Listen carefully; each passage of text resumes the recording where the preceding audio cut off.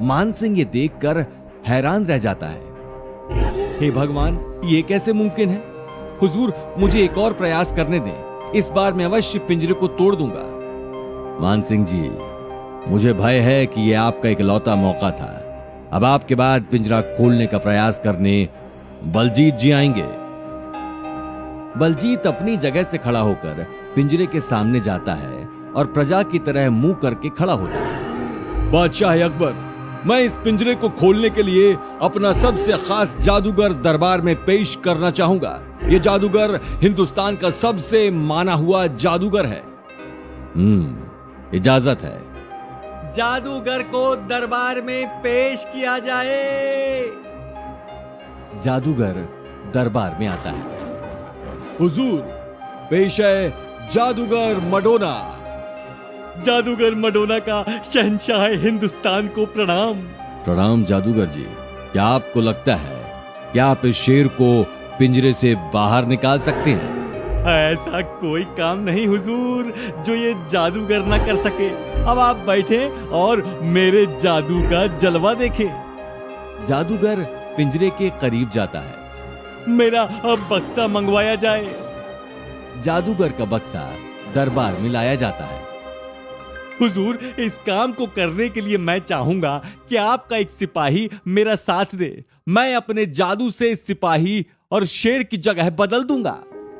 तभी सिपाहियों की शक्लों पे 12 बज जाते हैं। तो इस काम के लिए कौन आगे आएगा?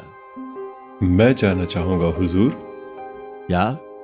लेकिन तुम क्यों अंदर जाओगे?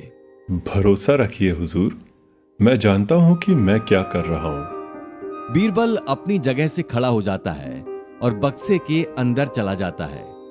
शेर के पिंजरे पर भी पर्दा ढांका जाता है। मडोना अपना जादू शुरू करता है। अब्बा डब्बा जब्बा डो, बीरबल की जगह शेर को दो। इस तरह जादूगर अपना जादू करता है और एक तेज रोशनी पिंजरे और बक्से दोनों से निकलती है। अब पर्दा हटाया जाए। पिंजरे पर से पर्दा हटाया जाता है। पिंजरे के अंदर अब बीरबल और शेर दोनों होते हैं। ये क्या?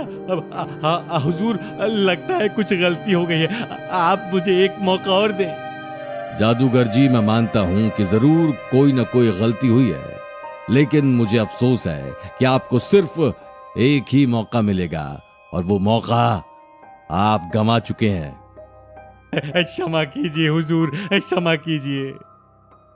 मैडोना वहां से चला जाता है। बीरबल, ये तुमने कैसा निर्णय ले लिया? भला इस पिंजरे के अंदर से तुम शेर को कैसे निकालोगे? चिंता मत कीजिए हुजूर, पिंजरे के अंदर रहने से ही मैंने सब कुछ समझ लिया है। बस अब मुझे एक मशाल की जरूरत पड़ेगी। ठीक है सैनिकों। बीरबल को एक मशाल की लकड़ी और उसे जलाने के लिए माचिस पिंजरे के अंदर दिए जाते हैं।